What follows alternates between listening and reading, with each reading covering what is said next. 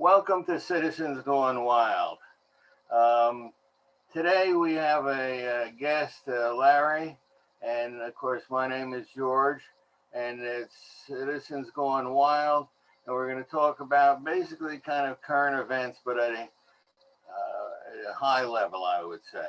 Okay, what I wanted to talk about first was the Biden plan, and in there I see the good, the bad, and the ugly. Um, okay, the good is the stimulus for the economy, helping small businesses, money to individuals so they can survive. Uh, it's a good plan. It pushes out a lot of money into the economy and saves a lot of people from drowning. I happen to feel this is a very, very good idea, and Biden has done a good job on this. The bad that I don't care for that much is the bailing out of state governments by tens of billions of dollars and giving them money, vast amounts of money to the schools for, well, we don't exactly know what for. Now, on top of that, we have something that's truly revolutionary. But first, a minor revolution. One of the problems with Obamacare is that it didn't take proper care of people who are in the middle class. He is changing this to some degree. He's pushing more subsidies into the Obama plan, which I think is a good idea. That makes it possible for middle class people, including small businesses, to participate in Obamacare, get medical care out to more people, and do it at, I think, a reasonable cost. He has one thing in this new budget, this new program, that is truly revolutionary, and people should pay some attention. He has, in effect, the beginnings of a guaranteed national income for everyone. It won't cover everyone at first, but it will cover some people. This idea was originally put forth by a short Jewish economist called Milton Friedman. And Milton Friedman wanted to have a guaranteed annual wage, and that would take the place of all the other welfare programs that we have. It would be simpler and more dignified for the recipients. It didn't go anywhere because Senator Kennedy said it was too small amount of the money. If we had done it back then, we'd be in great shape now. Okay.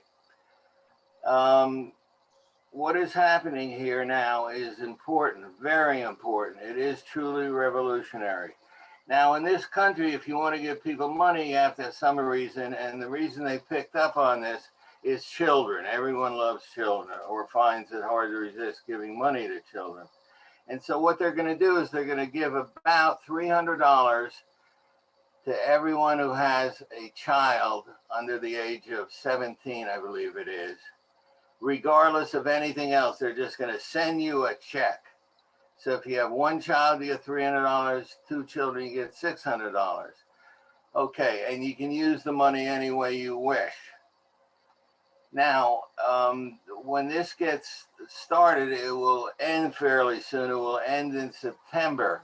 However, I think the Democrats will try, quite rightly, to make it permanent. And many countries in Europe already have a program like this. I think we should do this. It's basically a way to guaranteeing a national income to everyone in the country. I think it's a good idea. We'll have to see what happens, but it is truly revolutionary. I suspect if this works, they will eventually come around to a guaranteed annual income for everyone in the country. And if this reminds you of that fellow Yang's idea of giving everyone $1,000 a month, it's because it is very much like giving everyone $1,000 a month. The amount changes, but it is truly revolutionary. And it is also revolutionary because it deals with a problem that we've had trouble with, which is for the last couple of centuries, income has gone away from labor and has gone to, rich people and people on Wall Street and the big business. What we have is a chance to change this. And people have been trying to figure out how to deal with this for a long time. If you notice, ever since the global revolution and the global economy was put into place, the middle class has been shrinking. And this is somewhat inevitable. No one has found a way around this. The only way around this that people have come up with so far is to just transfer the income from the rich to the less rich. This is a start in dealing with this global situation. And we'll talk more about it, and hopefully I'll be a little clearer next time about it. So he's doing two things that are big. In addition, of course, the main thing, of course, is getting us out of this pandemic-driven recession that we're in.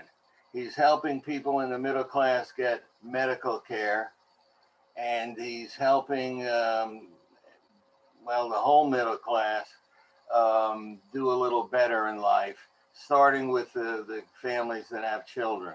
I suspect that this will expand eventually, and it will become permanent in September.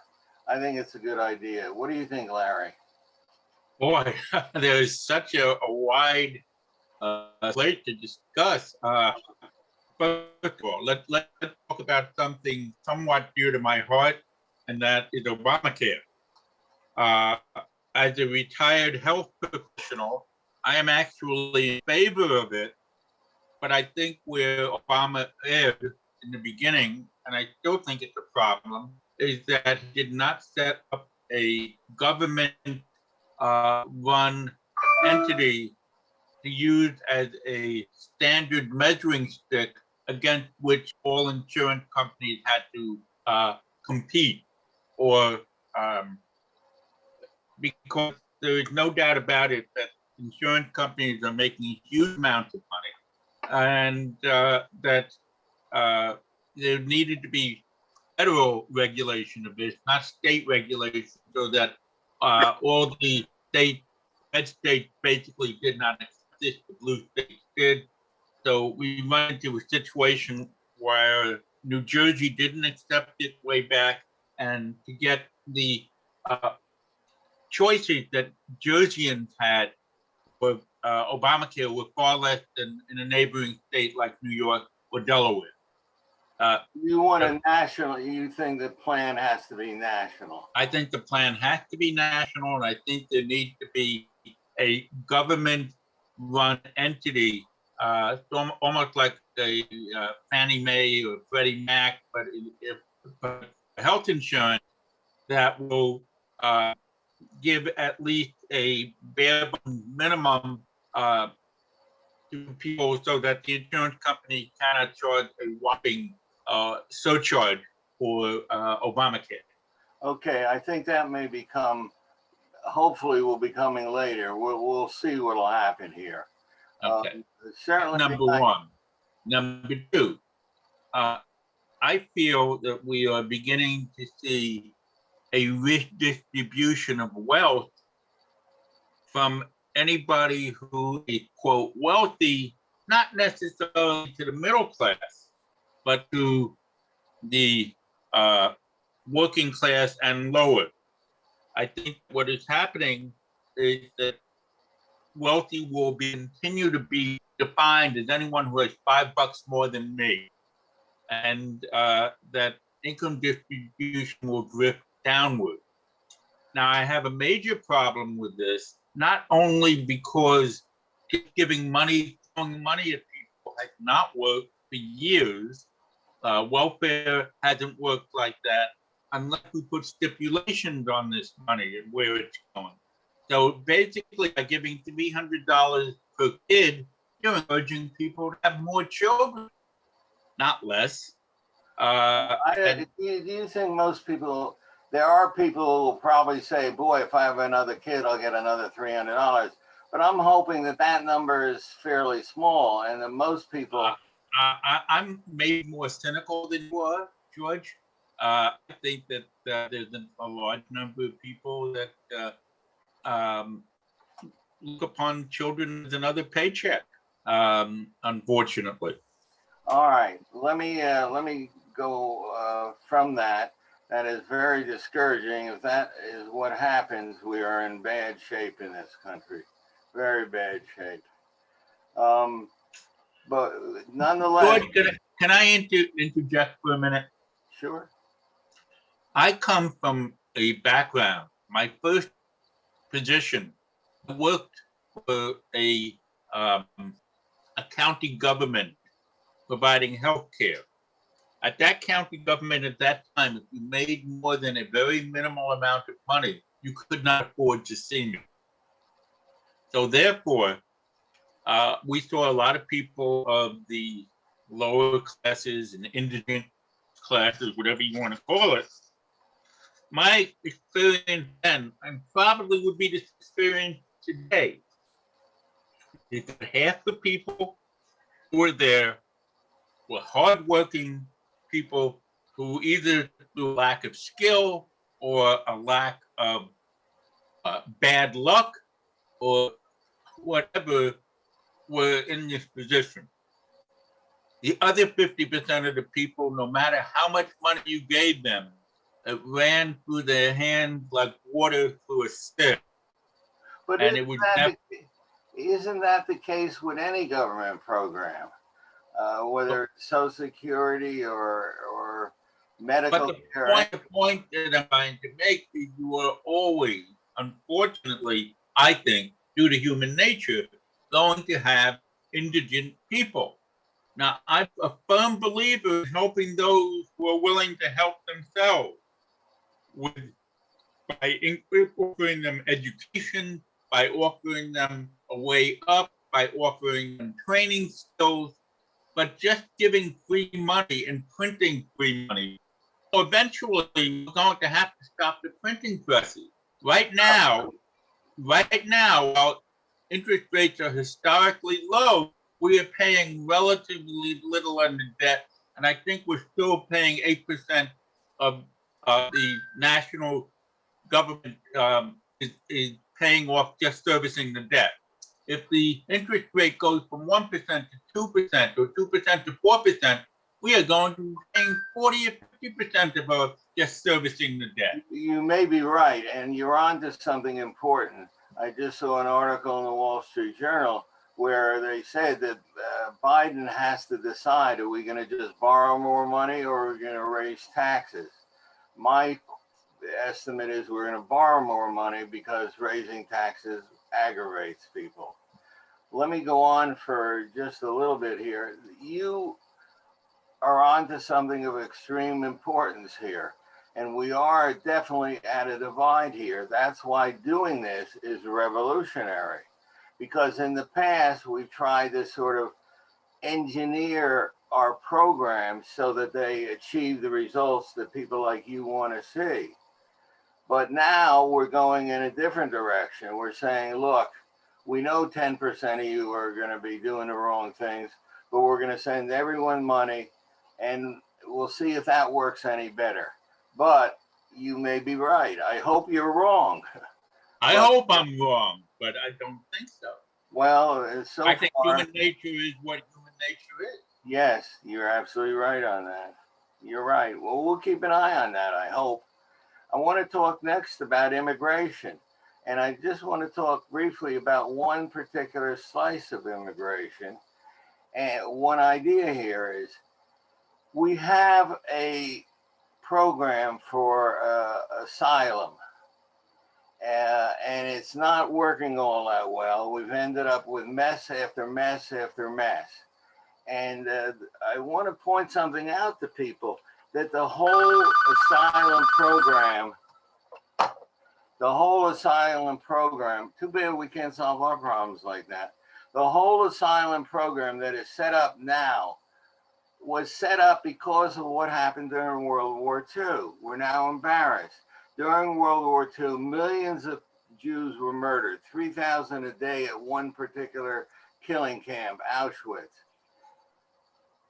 We didn't help them. We just told them, stay where you are. We did not help them. Let's hope they give up. Anyway, we didn't help them. And now we're embarrassed by what we did. We saw it was a terrible black mark on our record. We are embarrassed and we wanted to change things. So at a Geneva Convention that we had, we said from now on, if people are in danger of prosecution by the government, you have to let them in if they come to your borders. But then we started letting in people for a number of reasons. Uh, Basically, just about anything in sight.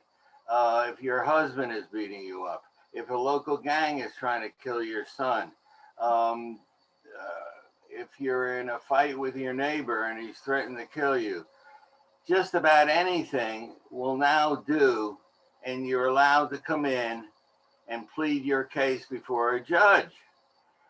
This has resulted in, well, so far, until recently, about 500,000 people coming in illegally. Some showing up for their hearing before a judge and pleading their case to be let into the United States, and some not showing up. Generally speaking, the media now has taken sides, and they've basically said we should have open borders. They say, don't use that word open borders, but that's what it is.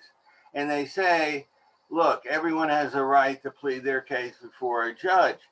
But the way I read the law, both the Geneva Convention law and the United States government passed law, it says very plainly, this is meant to help people who are being prosecuted, being murdered in mass by the government. We already have a regular immigration program, and we let in about 1 million people into this country legally every year. But this is something else. This is a special program, so we don't end up keeping people who are fleeing mass murder from coming into the country. We also have a bunch of other programs. We have a program where if you're let's say, in a country that's being flooded or a hurricane, you can come and stay here temporarily. The problem we have there is temporarily is now in its 20th year. And the people, after they stay here, they often get married or not. They have children and even grandchildren in 20 years. Right now, the question before the country is, should we adhere to the law as I see it is written, which is you can get in under asylum and stay here if they're threatening to kill you, if the government is threatening to kill you and is killing you, but not for other reasons. Not because you're a homosexual and homosexuals are under pressure and even being murdered in the country, not because you're fighting with your wife who's threatened to kill you or your husband who's threatened to kill you, or any other problems that afflict the world. And not just because you're poor. I don't get angry at the people from Mexico. I would try and get in. In fact, I wouldn't let anyone in who didn't have the gumption to try and come in. But this particular asylum law that we have on the books and is recognized worldwide is to help people who are being threatened with mass murder by the government. And this is the question, which way are we going here? Will we adhere to that law or not? What do you think, Larry? Should we just hold out asylum for people who are prosecuting by the government? Or should we just let I blame both parties for this because it's a political hotcake, and neither party has the guts to really stand up and compromise and do something on this. We cannot, in my estimation, be the savior of the world. We do not handle our own downtrodden particularly well. And again, just putting money and throwing at them is not a solution. But we cannot let in all of the world's people for all of the world's problems. And any country that does not define its borders is not a country anymore. There are no other, if anything, many other countries are now getting rid of dual citizenship. You have to be one or the other. You can't become a dual citizen anymore. And yet the United States is letting anyone and everyone in. And many of these people, once they come in, they disappear. We have a huge number of, I'll call them illegals, call them what you will. I'm not saying that they're not worthy people, but we cannot take in the world. I find it fascinating that as soon as Biden was elected, this huge caravan down in South and Central America started coming up to the borders of the United States, especially Texas and Arizona and New Mexico, and they camped out there.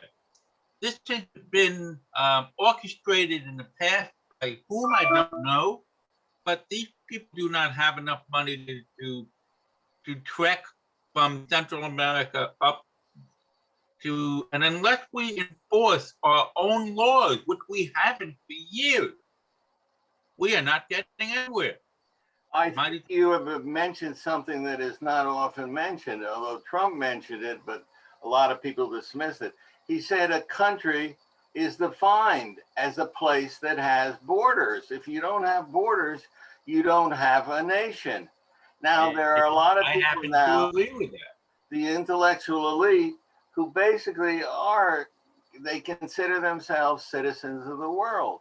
They don't consider themselves just Americans. They are citizens of the world. And they think better of themselves, that they are better people, they are more virtuous because they are citizens of the world than citizens of the United States. And they tend to associate nationalism with Nazi Germany. But they forget that only nations are democratic. There's no such thing as a democratic empire. Only nations are democratic. In nations, you have rights. You don't always, but the places that have rights are always nations. They don't care about that. But you also have responsibilities, number one, as well as rights. And number two, these people who are global citizens are the first one to go elsewhere, can go elsewhere and do when something bad happens to them. In other words, they're the people who say we should all have integration of our schools and everything, and yet they send their children to private schools. The ones who... Wait, I want to interrupt you because that is a key point that is almost never mentioned.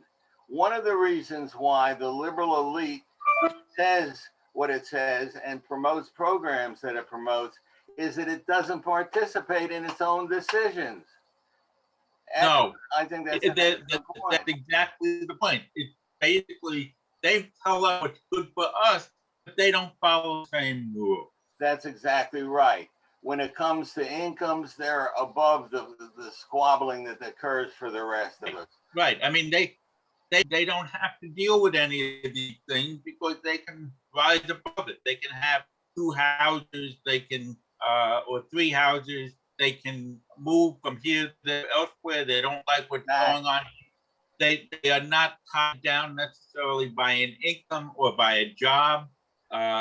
Absolutely. And I think if more people heard that particular, if I could pick out any point you've made so far, that's the point I would make.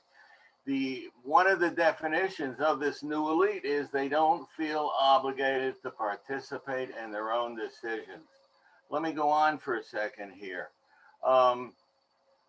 If we ruin this, then we'll be in trouble. The 1951 Geneva Convention relating to the status of refugees, asylum seekers said it must show a well-grounded fear of persecution due to their race, religion, nationality. Okay.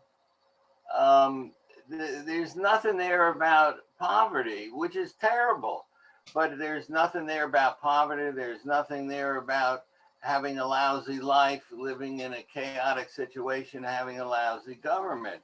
We need to keep this thing going, this asylum for people in political trouble, because people keep killing each other in vast numbers. George, if I may interrupt. Yeah. What other countries are actually sticking by the Geneva Convention the way we have. Well, that's another problem. We'll have to hold off on that. I want to mention one thing that we're going to come back to a lot, and that is the fake news. Now, the fake news can mean that you say it's 11 o'clock when it's actually 12:35. But it can also be things that are not mentioned, and we're going to mention these topics that are not mentioned elsewhere. And one of the things that's not mentioned is when the left does something wrong, it doesn't make the headlines. I don't know if you folks remember something called the Lincoln Project. The Lincoln Project was a hard-hitting, I guess you'd call it, political advisory group that was set up by people, a guy named Weaver, a guy named Schmidt, and a couple of other people well known in the political field. And they set up a program and they said, we're going to have hard-hitting programs against Trump, so hard-hitting that will keep him from being elected. And they did have these god-awful attack ads that pointed out flaws in Trump. And I think they were effective. But there are certain things that came out after the election. One day after the election, news came out about two things. One was that most of the money was apparently taken by the top 5 people in this organization.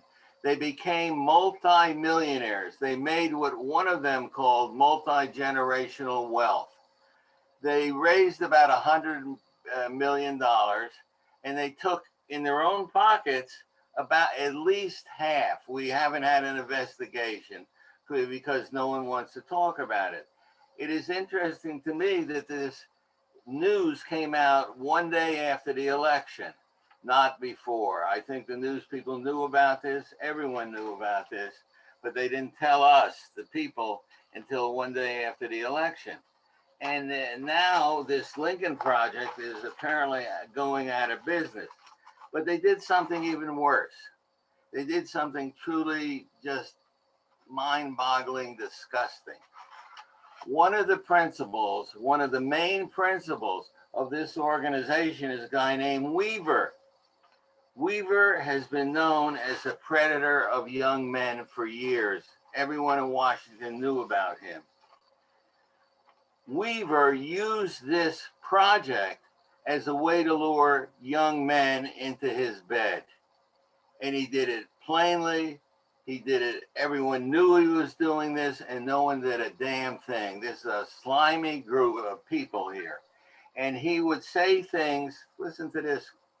He would say things to young people who were trying to get involved in politics. You know, they would call him up and he would say, listen, come on board. And this is what Weaver would say to them. You have beautiful dark hair, so dark eyes, perfect fuck. Here's another thing. He offered to fly a man to Austin, Texas, before extending an offer of help for job opportunities. I wish you were in Austin. Weaver, one of the Lincoln Project's main people, said, whenever I take you to dinner and drinks, we're going to have fun too, in addition to mentorship. He then shared physical descriptions after Weaver asked for the person's stats. And he was asked about his genitals. Here's another one, another guy. Again, this is one of the principal people behind the Lincoln Project, and you'll not hear this anywhere else. One man in his 20s, recently graduated from college, liked a tweet from a political strategist, okay, Weaver, and he asked him about his life and professional plans. And then he said, what do you like doing for fun if you're, you know, showing up around here? And it gets worse and worse. George, can I ask a question? Was the Lincoln Project known as a homosexual Republican group? Yes, but yes, he was known, I mean, not just as a homosexual, but as a predator who preyed on young men. No. I'm not talking about Weaver per se, but I'm saying Lincoln Project. I know that there are groups that were out there that were homosexual. No. This is Republican homosexuals who were against Trump. No, no, no, no. This is something else. This is a special project that the media fell in love with. It's a separate new. Oh, well, wait, I can give you a different project. Look what the New York Times did with the 1619 project, Yes. which they turned out was, I mean, basically all of history was now skewed through an event of 1619 when the slaves were brought to the United States, This is a which was a program. totally skewed outlook Okay. on things. Let me just interrupt for a second because not everyone's familiar with this. The 1619 project was a project by the New York Times, and they basically, their goal was to convince everyone that the United States was flawed from the beginning because of racism. And the United States is basically about nothing but racism, racism, and more racism. That project was shot down over a period of time and is no longer active as far as I know. But in this particular case, no one said a word about this until after the election. And this is low life stuff. I mean, this is low life. And they knew Weaver was doing this. Listen, everyone in Washington knew it, and they didn't say a word. George, I hate to tell you this, but as far as I'm concerned, and I've been a political junkie all my life, I've stopped watching basically the news, and I'm ashamed to say it. No, no, but you're not alone. Because I don't believe that you can get a. I mean, I used to watch PBS NewsHour. I used to watch Walter Cronkite back in the day. You know, you would get news and then you would get opinion. Now you get opinion, which passes for news, and most of us are now sheeple. I got to interrupt you. That's a great phrase. I plan to use that in the future without giving you credit. That is a great phrase. And this is why people have just, other people that I know have just cut it out. Because you go to the right and you get Fox, which is sketchy in many ways.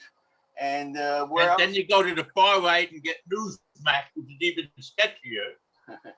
Well, and then, but you used to be able to count somewhat, at least, on the regular ABC, NBC. You would get news, and then they would put their opinion as opinion. You don't get that anymore. And now for his opinion on the thing, here's David Brinkley. Yes, you don't get that. And in this particular case, the media, one day, they talked about this for one day, because I monitored these people. And that was it. It was gone. And this slime bag, he's still out there. Nothing's going to happen to him. And these people are not being questioned. Where the hell is the money? I mean, that's a good question. I like to follow the money. I'd like to know who donated all this money to these people. People donated money. A lot of the people from Silicon Valley, the progressives out there. Here we go again.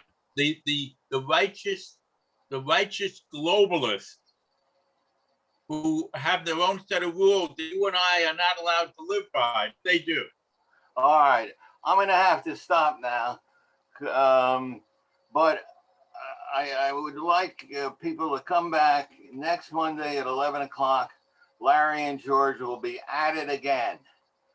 Hopefully in a friendlier fashion.